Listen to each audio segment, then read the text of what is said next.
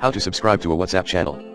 Here are some tips for subscribing to a WhatsApp channel. Find the channel you want to subscribe to. WhatsApp channels are often advertised on social media, websites, etc. There should be instructions from the channel creator on how to subscribe. Open WhatsApp and click on the Calls tab at the top of the screen. Next to it you'll see a button that says Join Channel. Tap on this. It will prompt you to enter the channel URL or scan a QR code.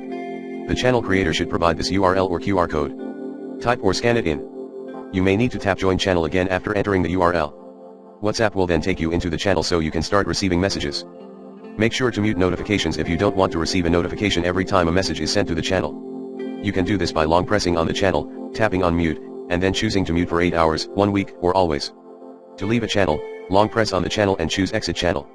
Some channels may require an invitation link or approval from the channel admin instead of just a URL. In this case you will need to request access from the channel creator directly.